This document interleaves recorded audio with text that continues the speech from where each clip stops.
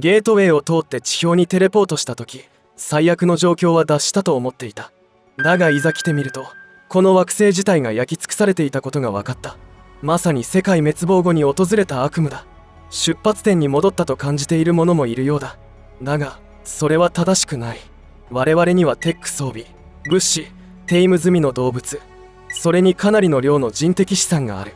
拠点を構えるのにちょうどいい場所を見つけたようだ。キャンプオメガの建設は順調に進んでいる。今の地球の状況についてヘレナと話し合ってみた。賢い女性だ。ここで会った誰よりも賢いかもしれない。キャンプオメガは今のところ順調に稼働している。十分な燃料も確保できた。それもかなりの量だ。この惑星の地表はエレメントにあふれている。荒廃地の端まで何度か行っただけで貯蔵庫がほぼ満杯になった。これだけの量を使って何をするつもりなのだろうか。また状況が変化した。洞窟の中で数体の巨大な怪物を見かけた。苦戦し続けている機械式ドローンの数も増えた。それに自分たちの戦力が急に頼りなく感じるようになってきた。彼らが障害になるならいつも通り解決方法を見つけるだけだ。いいぞ、良い案が浮かんだ。なぜだかわからないが、最悪の状況になるといつも素晴らしいアイデアが思いつく。巨大な二足歩行の戦闘兵器、それこそが私の最終目標だと話すと、誰もがポカンとするか心配そうな顔で笑い出した。結局妙案が浮かんだ者は他にいなかった。すでに歯車は動き始めている。格納庫では複数のチームが作業に当たっており、彼らが資源を回収している間、私は詳細を詰めることにした。メックの作成は私の人生の中でも最も困難な仕事の一つになりそうだ。むしろこれが一番かもしれない。メックのデザインがようやく仕上がった。有能なパイロットたちの能力と経験をベースにしてエネルギーソードを主要武器として強化し、高精度テックキャノンに回していたパワーを少し減らした。ただしこれは基本モデルだ。どのメックにも拡張スロットがあり、パイロットの特性やミッションの種類に応じて部品を変更することができる。リアクティブシールドドームを使えばチームを守りつつ強制的に近接戦闘に持ち込むことができる。ミサイルキャノンは後方支援武器として使用できる。これだけでも頑張った甲斐があったというものだ。だが一番重要なのはここではない。私は資源を最大限に活用できるようにこのメックをデザインした。一つだけでも圧倒的な威力を誇る戦闘兵器だが、組み合わせることで足し算以上の能力を発揮するようになる。この4つを接近させて結合させることでより強力なメックにすることができる。その名もメガメックだ。私の最高傑作であり究極の戦闘兵器だ。最高効率のエレメントリアクターと最強のエネルギーソードを完備している。どれだけ相手が大きくてもこの怪物には絶対に勝てない。これを扱うことのできるパイロットがいればだが、我々のこれまでの操縦経験はほぼゼロに等しい。だからできるだけ使いやすいコントロールを作ることを目標にした。私が出した結論は神経リンクとジャイロを組み合わせることだった。全身用のモーションセンサーで基本的に一度リンクすれば、メックはそのパイロットの動きを模倣し、細かい点は自動システムが調整を行ってくれる。だがそれだけでは終わらなかった。強固で軽量な複数のコンソールを追加し、神経系により強固にリンクするようにしたのだ。これで各メックがより簡単にコントロールできるようになるはずだ。だがこれを扱うには D のようなイカれたパイロットが必要になるだろう。ここにその力を引き出せるようなものがいるとも思えない。メックパイロット評価候補者004メーリン・リー。パイロットの動きを模倣する簡略型コントロールを使うと決めた時、私はメーリン・リーのことを想定していた。客観的に見て近接戦闘では彼女が一番の実力者だ。彼女は戦術的な問題にも道徳的ジレンマにも素早く明確に回答した。後者については若干恐ろしい部分もあるが、我々にはそういうパイロットが必要なのだ。皆に危険が迫っている時にためらうような人物は必要ない。メックパイロット評価候補者013ヘレナ・ウォーカー。この候補者には実に驚かされた。彼女は実直だったが注目に値するほどではなかった。そのシンクロ率を見るまではそういう印象だった。彼女は全ての値で限界値を記録したのだ。彼女の神経系が他のものよりも優れているのだろうか。彼女であればさらに進んだ技術との神経リンクを確立できるかもしれない。どうやら2番目のパイロットを見つけたようだ。メックパイロット評価候補者022高谷一馬。彼は本物の軍事訓練を受けた貴重な人材だ。シンクロスコアもなかなかのものだ。おしゃべりな URE 共振者であろうがなかろうが、彼は残された選択肢の中では最も有力な候補と言える。メックパイロット評価最終候補者サンティアゴ。私がテスト目的以外で自分の作ったものを使ってみたいと思うことはほとんどない。しかし残念なことに今回は私に選択肢は与えられていない。私は誰よりもメックに詳しい。そして私よりシンクロ率が高いのはヘレナだけだ。どうやら仕事量が2倍になりそうだ。構築がフェーズ3に到達した。メックは今のところ誰でも使うことができる。だが特定のパイロットの特性と動きに合わせて調整すればその戦闘効率を最適化することができる。それに彼らにはそのコントロール方法に慣れてもらう必要がある。メーリンはコックピットに慣れるのに苦労している。無理もない。古代中国にはこれを表現するための言葉すらないのだ。それでも彼女がくじけないのはその持ち前の忍耐力のおかげだ。彼女ならいずれコツをつかめるだろう。ヘレナのセッションはフラストレーションのたまる内容となった。彼女のシンクロ率が1桁台に落ちることは一度もなく、誤りを指摘すればしっかりと理解してくれる。だがなぜかいざ実行する段階になると彼女は壁にぶち当たる。彼女はもっと分かりやすいことに集中する必要があるのかもしれない。彼女は前からステーションの裏に隠された真実を突き止めたいと言っていた。先日私のスキャナーが異常なシグナルを検知した。これは使えるかもしれない。荒れ地で受信したシグナルのことを話した途端、まるでヘレナの脳内にある第2のリアクターが起動したかのようだった。このシグナルが本物かどうかわからないし、答えが見つかる可能性も未知数だ。だが彼女はそれに飛びついた。次のメックセッションが始まる頃にはヘレナはすっかり調子を取り戻していた。なぜうまくいかない？私のテレポートシミュレーションではメックのパワーシステムは完璧に融合する。それなのになぜリアクターが止まってしまうんだ。エラーの発生理由がわからない。だがそれを無視してそのエラーがもし正しかったら融合プロセスによって壊滅的なリアクターのメルトダウンが引き起こされることになるだろう。シミュレーション 157B はまた失敗した。エラー 612A4。なぜこんなことになるんだ。あの愚か者たちがあんな趣味の悪いことをするとは思っていなかった。そこまでして私に嫌われたいのだろうか。何のシミュレーションをしていたのか覚えていないが、私はついに意識を失った。そして気がつくと、緊急事態に対処させるためにヘレナとカズマが私を引きずっていた。私が寝ぼけていなかったら彼らが嘘をついていたことを見抜いていただろう。だが現実はそうではなかった。そしてケーキを見た時に初めて理解できた。今日が何日なのかは誰もはっきりとはわからない。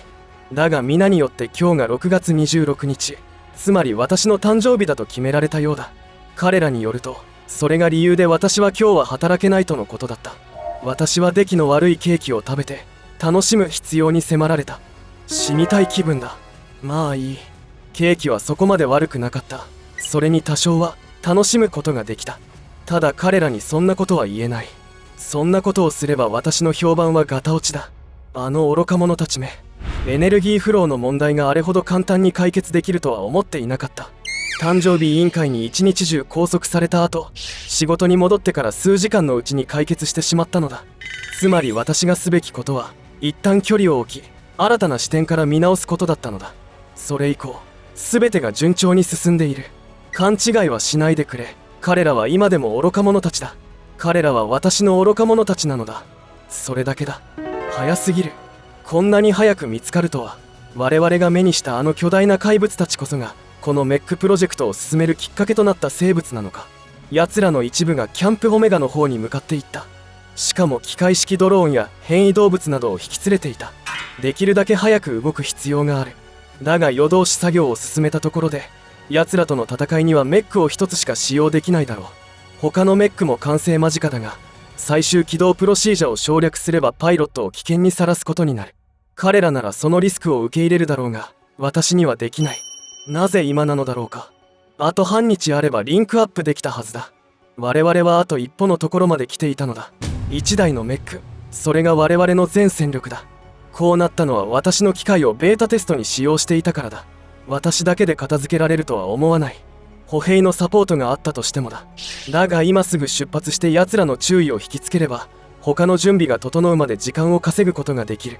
残念なことに、我々にはこのメックに代わるような資源がない。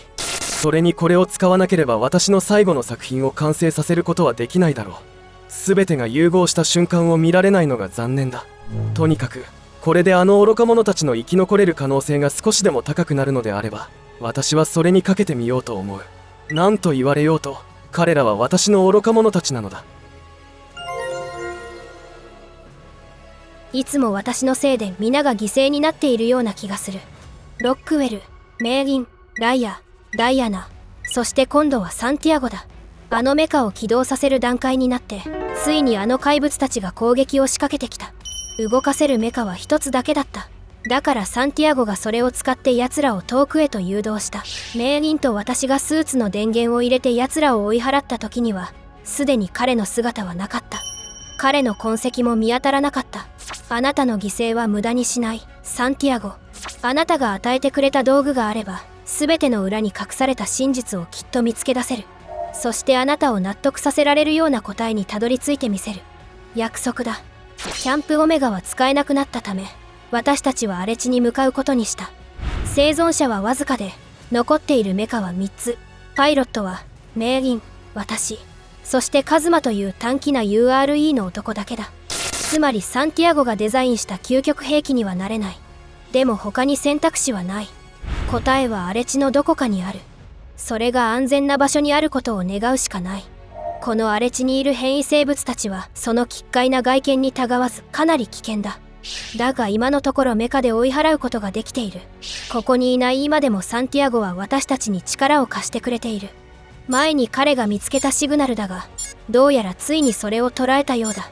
そこに何があるのかはわからないが、宇宙ステーションやこの惑星の状況に関係している可能性が少しでもあるなら、調べないわけにはいかない。その瞬間がついに訪れた。それはとてつもなく巨大な建造物で、地平線に迫るほどの大きさだった。近づくとさらにその大きさに圧倒される。よし、行こう。何が見つかるか楽しみだ。暗いが美しい場所だ。まるで図書館かサーバールームのように見えた。実際にそこは保管庫だった。この場所にこそ私たちが探し求めていた答えがある。宇宙ステーションを作った文明がここに知識を保管したのであれば、これまでの全ての答えがこのどこかに眠っているはずだ。私たちはついにターミナルの起動に成功した。あのステーションの謎、私たちの存在理由、全てがここにある。これによると、宇宙ステーションはアークと呼ばれる人工バイオドームのようだ。地球に何があったにせよ、とにかくアークは全ての生命、動物、植物、もちろん人間を地球の汚染された大地から隔離して、それを守り、育むために作られた。だが予期せぬ事態が起きた。エラーというのは多種多様だ。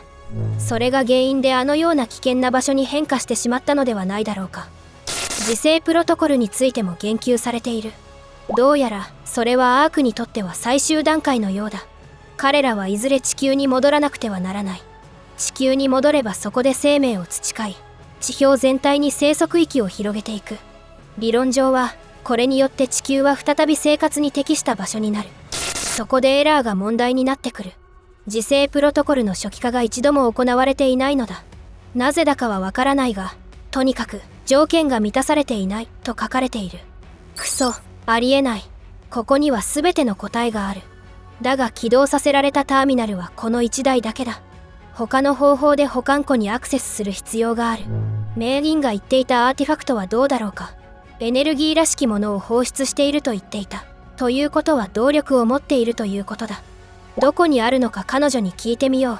彼女が見つけたアーティファクトに手を伸ばすと、まるで手が引力によって引きつけられるような感じがした。どうしてもそれに触れずにはいられなかった。その後の記憶はおぼろげだ。だが気がつくとアーティファクトはなくなっていた。その代わりに、私の目の前にはうっとりするようなダイヤモンド型のオブジェクトがあった。むき出しの宇宙エネルギーのプリズムだ。安全上の理由でメーリンに没収されてしまったので、それ以上調べることはできなかった。彼女の用心深さを否定するつもりはない。彼女をどうにか説得して調査の許可をもらわなければ。とにかく、あのアーティファクトに触れた瞬間、私は何かを感じた。何かが見えた。それを調べる必要がある。あのアーティファクトに触れた時、続けざまに私の頭の中にイメージが流れたのだ。最初は意味がわからなかった。だがメーリンが一定の距離からのプリズムの研究を許可してくれたため、徐々にその内容が明らかになってきた。光をまとう一人の男、怪物の雄たけび、燃える空。記憶ではないようだった。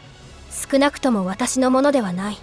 プリズムが私の頭の中にそのイメージを押し込んだのであれば、正直に言って少し恐怖を感じる。名人の言う通りだ。ここは慎重になった方がいい。プリズムの秘密を知りたいという気持ちはもちろんあるが、あまりにも深く踏み込んでしまうと自分の命を失いかねない。私たちはあの紫色の穴の中でその道がどこに続いているかを目にした。プリズムの研究をすればするほどイメージがはっきりとしてくる。特にある一つの映像が頭から離れなくなった。そこには一つの部屋がある。深い洞窟の中だ。それは墓であり玉座でもある。高くなった場所に棺のようなものが置かれていて、銀色の金属と光り輝くクリスタルに囲まれている。壁はかすかに発光していて、上から光が降り注いでいる。それとも下から光が差しているのだろうか。私には判断がつかない。これはどういう意味なのだろう。何かを示唆しているのだろうか。プリズム自体は実に美しい。最初はエレメントの形態の一つではないかと考えたが、どうやらそうではなさそうだ。それでも確かなことが一つだけある。その形だ。なぜかこのプリズムは私たちの手首のインプラントの中心スロットとぴったり一致しているのだ。プリズムの研究を続けていて分かったことが一つある。私のインプラントにそれを入れると取り返しのつかないことが起こるようだ。おそらく私自身にだ。だが確証はない。そうすることで私が生き残れる保証もない。いずれにせよ、これは私にそうすることを望んでいるようだ。しかも早急に。どうすればいい？私はまだ答えを探している。だがこうしている今も変異したロックウェルの顔がちらつき、名人の声が聞こえてくる。目的を果たそうとしていた時、彼も同じようなことを考えていたのだろうか。名人、ライア、サンティアゴ、それに今まで私を助けてくれた人々もそうしてきた。大切な人々に害を及ぼさないと分かった場合にだけプリズムを使用する。それによってアークの真実が永遠に闇に葬られるとしたら、それならそれで構わない。これまで私の見てきたイメージは短くて断片的なものだった。だが前回見た夢はそうではなかった。小さな光すら逃さない巨大な影の軍隊だ。彼らは私の方に迫ってきた。このイメージが幻覚だという考えは、カズマが今朝、偵察から戻ってきた時に否定された。怪物の軍団がこちらに向かってきていたのだ。私にはこれが偶然だとは思えない。彼らはプリズムを探してる。そうに違いない。つまり私がこれを処分すれば、いや、うまくいくとは思えない。あの怪物たちはプリズムでは止まらない。それを探しに来たもの全てを始末するつもりだ。なぜか私はそう感じた。くそ、なぜ私たちの不幸な運命しか見せてくれない。友人たちを助ける方法を教えてくれ。眩しいだけの役立たずめ。今はとにかくここから出る必要がある。私は新たなビジョンを見た。私が見たのははしごだ。それは地中から雲の上まで伸びていた。私はそれに手をかけると、誰かを背負いながら、一段また一段と登っていった。ペースはゆっくりだったが変わらなかった。たとえ見えなくても、空を越えたどこかで、はしごが終わることは分かっていた。下では怪物が起こり、雄たけびを上げていた。彼らははしごを登れず、私たちを追いかけることができなかった。一番背の高いもの、巨大なシノを、でも私たちを傷つけることはできない。そして登っていくうちに、私の手首が見覚えのある光に包まれていることに気づいた。これがそうなのか。これが皆を助ける方法なのか。それとも自分が見たいものを見ただけなのか。決断する必要がある。しかも今すぐにだ。もう時間は残されていない。名人は私にプリズムを渡すことを拒否した。だから私は、それを盗んだ。彼女が私を守ろうとしていることは知っている。ただ私たちは追い込まれている。これが私たちを救ってくれる可能性があるのなら、手の届く場所に置いておく必要がある。もちろん、危険なことは分かっている。だからこれは最終手段として使う。古代の謎を解き明かすためや大発見をするためではない。彼女と皆を助けるためだ。危機的な状況に陥り、プリズムの使用以外に打開方法がなくなったら、そのリスクを冒す価値はある。すまない、名人。でも私たちはお互いに支え合うと約束した。こんなことは想像していなかっただろうが、こうする以外に自分の責任を果たせる方法がない。私を許してほしい。プリズムは起動した。ただ私は躊躇してしまった。今は私たち2人しか残っていない。2人だけだ。他の者は全員死んでしまった。私も死ぬのだろうか。死とはこんな感覚なのだろうか。彼らの顔が見える。ロックウェル、ライア、ダイアナ、サンティアゴ、メーリン。私は彼らに手を伸ばす。そうだ、墓だ。すまない、メーリン。本当に申し訳ない。その肩に全てを背負わせてしまっている。でもそれを背負える者は他にはいない。墓、玉座。そこにたどり着く必要がある。そこに私を連れて行ってくれ。昇天の霊廟に。私は道を見せることはできる。でもあなたはその道を一人で歩かなければならない。これが真実でなければどんなに良かったか。できることならあなたに翼を授けたい。それでも私はあなたを信じている。だから私を信じてほしい。もう一度だけでいい。あなたに信じてもらう必要がある。頼む。お願い。ホールには驚くべきものが隠されていた。私はそれをパトロール中に発見した。それは空中に浮いているが、どうやっても動かすことができない。ヘレナが調べたがりそうだ。それでも正体がはっきりとわかるまでは、彼女の研究は私が管理するつもりだ。信じられないことが起こった。私があのアーティファクトに触れた時は何の反応もなかった。でもヘレナがそれに触れた途端に、その黄金の輝きが目もくらむような光へと変わった。視力が回復した時には、アーティファクトはすでに粉々になってた。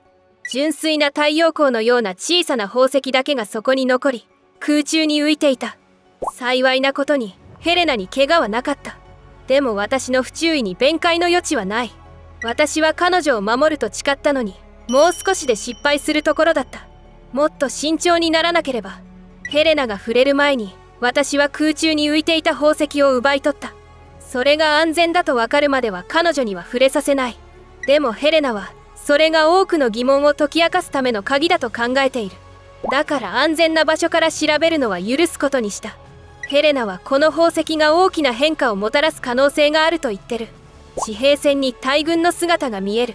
今までに見たことがないほどの数だ。その先頭にいる悪魔は山に影を落とすぐらい大きい。全部私のせいだ。最初はこちらが敵を圧倒した。だから奴らのボスが戦場に現れた時、私はそいつを始末しようとした。それが破滅のもとだった。鎧の巨人でも、その皮膚に傷一つつけることができなかった。なんて私は弱いのだろう。私はまたヘマをした。戦闘が始まる前にヘレナに太陽の宝石を盗まれていたのだ。だがそれがなければ私は死んでいたかもしれない。その悪魔が私を潰そうとした時だった。自分の手首にある金属の印の中にそれを置いた。怪物たちは混乱に陥って退却を始めた。私はこれが最後のチャンスだと直感した。残っているのはヘレナと私だけだ。ヘレナ自身も立ち上がれないほど疲弊していた。だから私は巨人を使って彼女を抱きかかえ、そこから逃げ出した。私が唯一救うことのできた人物は、今も何とか命をつなぎ止めてる。彼女の肌には無数の光の筋が浮かび上がっている。彼女は目を覚ますと、詩を読むかのように、意味のわからないことをつぶやく。遠くにある墓が彼女を呼んでいて、私たちはそこに行かなければならないらしい。残された希望は、朦朧とした意識の中で彼女が書いたメモと地図だけだ。予言や千里眼はあまり信じてない。でもヘレナが言っていた墓は彼女にとって唯一のチャンスなのかもしれない。だとしてもまだそこまでかなり距離がある。汚染された荒れ地からは出られたが、目の前には氷と雪の大地が広がってる。鎧の巨人でもなかなか前に進めない。一歩進むだけでも大変だ。巨人の力がだんだん弱くなってるような気がする。この先に進むにはエレメントを食べさせる必要があるかもしれない。左腕がかなり痛い。骨が折れているかもしれない。エレメントを探していた時に怪我をしてしまったのだ。嵐と旅のせいで私は体力を失っていた。そんな無防備な私を獣たちが見逃すはずがなかった。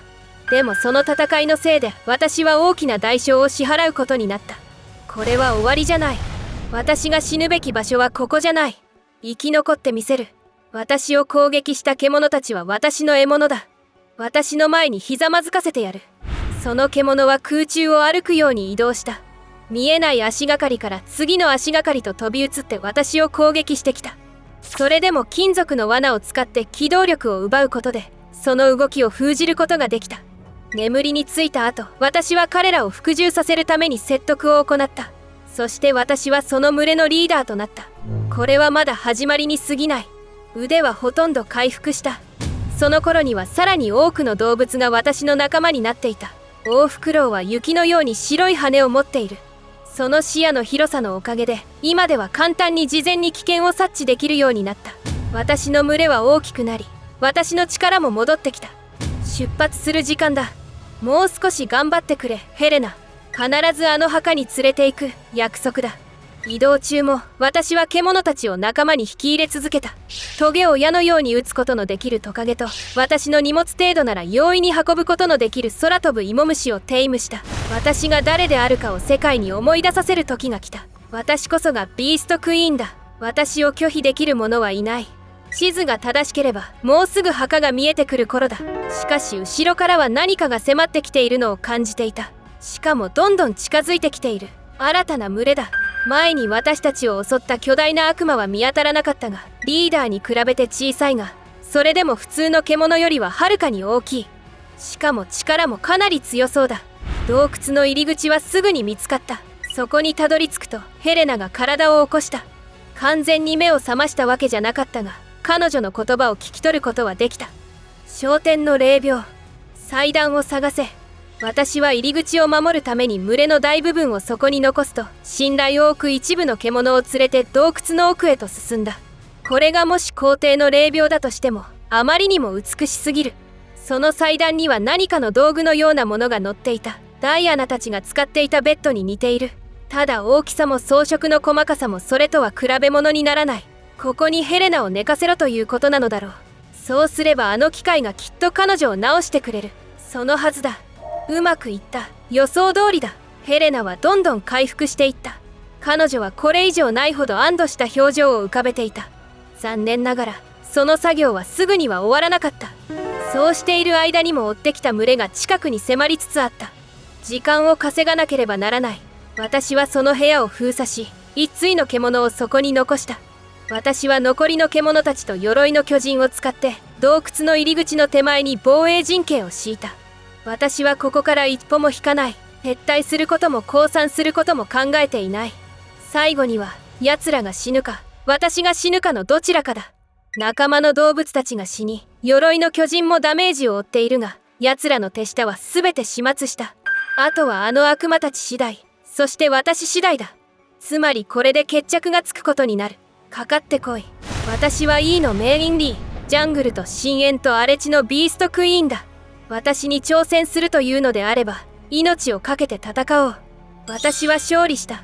鎧の巨人はうめき声と火花を上げ、私の唇には血がつき、アーマーには血が滴り落ちているが、私は勝利した。光の声がこだまする墓にたどり着いた。彼女の体は太陽のように光り輝き、祭壇の上に浮かんでいる。部屋全体が光り輝き、ヘレナの肉体が光へと変わった瞬間、私は言葉を失った。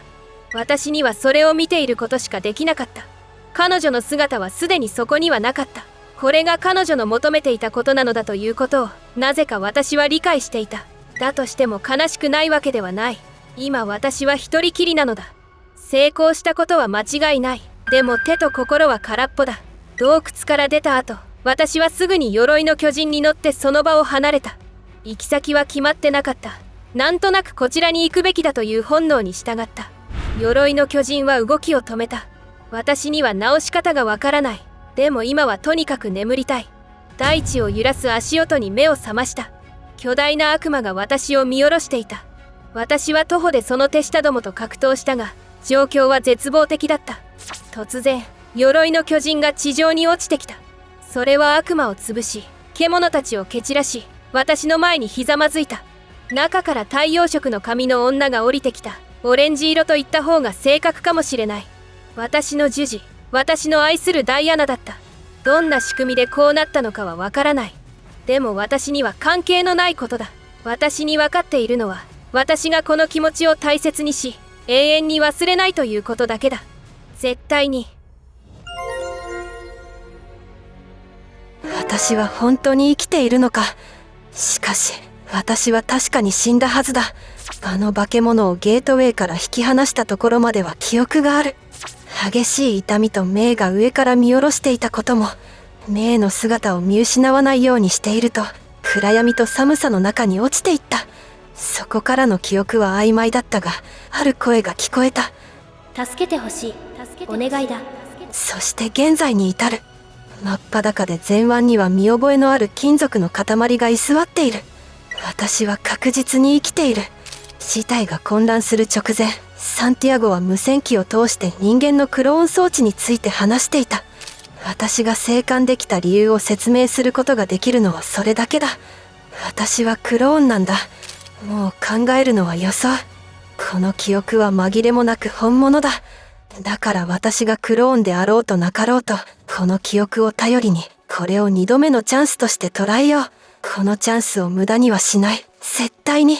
それに周囲の環境から判断するに、ここは惑星の上だ。つまりゲートウェイプロジェクトが成功に終わっていれば、サンティアゴやヘレナ、メイリンたちがどこかにいるはずだ。まずは彼らを探そう。声の主は助けを求めていた。彼らがトラブルに巻き込まれているとしたら、早く助けに行く必要がある。急がないと。彼らはここにいた。それは間違いない。テックウェポンの痕跡がそこら中にある。声の主はこの近くにあるものを私に見てもらいたいのだろう。サンティアゴ、この機械は本当にすごい。建物の下敷きになったとしても、この機械の偉大さは揺るがない。素晴らしい功績だ。ここで一人で死ぬなんて残念だ。もう少しでこの子を再び動かすことができる。操作に慣れるまでにも時間はかからない。でもこの子はさらなる可能性を秘めている。サンティアゴ、私が作ったお墓なんかで眠るなんてもったいない。だから私はあなたの遺作の真の能力を示すことで報いたい。どこかで見ていてほしい。システム起動、エンジンの音が響いている。準備万端だ。復讐を果たすべき時が来た。覚悟しろ。テックアーマーとライフルは問題なく扱える。しかし本当の魔法を見たいなら、私をコックピットに乗せることだ。車輪があろうと翼があろうと足があろうと関係ない。私が指先で操る機械に不可能はない。謎の声よ、目標を捉えておくのだ。増援が向かっている。私たちが嵐を巻き起こしてやる。完璧なタイミングだった。頭の中の声に従って進んでいると、壮大な歩く森が誰かに襲いかかろうとしていた。その正体については完全には分かっていない。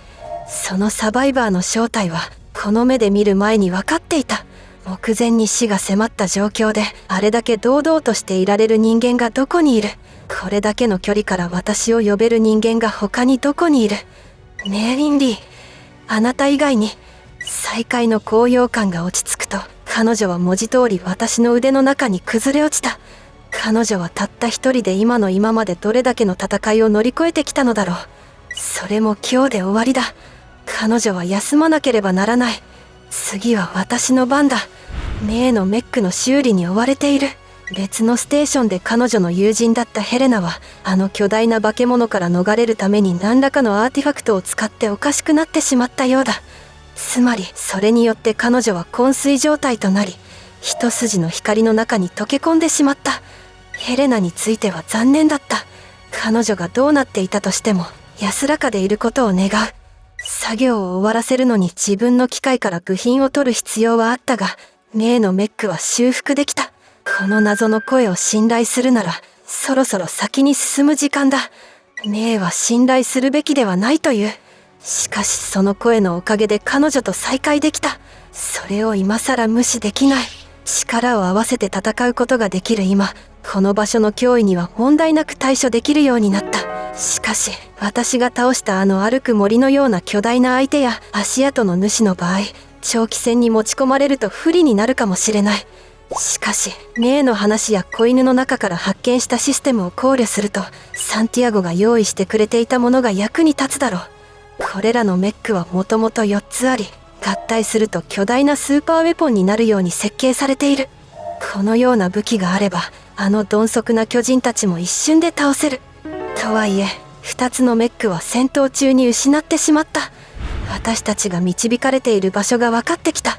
詳細は不明だけど、地平線に逆らって多くの通信アレイが並んでいる。どのような力が私たちを導いているかはわからないが、私とメリンを再会させてくれたことは信頼に値する。構造的にこの建物は貯蔵庫のようだ。部屋の中心から制御盤が何列にも並び、壁には巨大な画面が取り付けられている。すべてのものに埃が積もってはいるが、光を放ちながら稼働しているのが見える。この施設全体がまだ稼働していて、この場所が私たちが見てきた全ての中心なのだ。私たちがいた宇宙ステーションはこの場所から監視されていたらしい。この場所に来た目的が分かった。より分けるべきデータは大量にある。気合を入れよう。メイは彼らが惑星に命を復活させたという。その話はここで見つけたものと一致しているが、問題が一つある。復元プロセスの最終段階である自生プロトコルは、エレメント毒性評価と呼ばれるものにブロックされている。考えてみると、外にはエレメントの鉱脈が記憶できないほど大量にある。それらが惑星中に広がったに違いない。この考えを元にすると、それらが地殻の下層にも影響を与えたのだろう。生のエレメントが生命体に何をできるかを目撃した今なら、それが何を意味するのかがわかる。問題は、外にいるあの巨大な化け物たちなのだ。この制御センターは、彼らの移動パターンを追跡しており、私から言わせれば、それはまるで兵隊の移動だ。彼らが群れをなすときは、誰かが指令を出しているかのようにそこら中から集まってくる。彼らが行く先々でエレメントを撒き散らしているのは言うまでもない。したがって、自生プロトコルが始まる前に彼らを排除しなければならない。しかし相手にしないといけない巨人の数は半端ではない。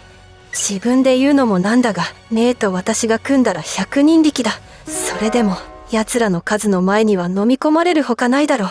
姿なきツアーガイドが私たちに求めていることが分かった今、次のステップについてメイと長時間にわたり話し合った。メイリンは、ガイドの言うことが聞こえているようで、説得に多くの言葉は必要なかった。彼女はガイドの話し方に親近感を覚えており、信頼できると感じているという。事態は悪い方向に進んでいる。驚くほど巨大なトカゲがこっちに向かっているようだ。メアリン曰く、強力な攻撃力を持っている。彼女は前に戦った経験がある。これは一か八かの賭けだ。前回、この巨人の王が現れた時に失った2つのメックを修理できなければ、みんなと同じように私たちも死ぬだけだ。しかし、あの武器を起動できれば、4つすべてを合体させてサンティアゴのスーパーウェポンを完成させられる。メックが受けたダメージとパイロットが2人しかいないことを考えれば、力を最大限発揮するのは無理だろう。ただし、私は URE のエースだ。エンジンが動き、武器が充填されている限り、勝機はあるはずだ。やった、起動した。修理してもダメージは残ってるが、2つのメックが起動した。あとは4つすべてを合体させるだけだ。時間もまだ残されてる。メックは分離されていたのが嘘のように完全に一体化した。このメガメックのパワーは本当に規格外だ。能力の 70% しか発揮できなくても、あの巨人を倒すには十分だろう。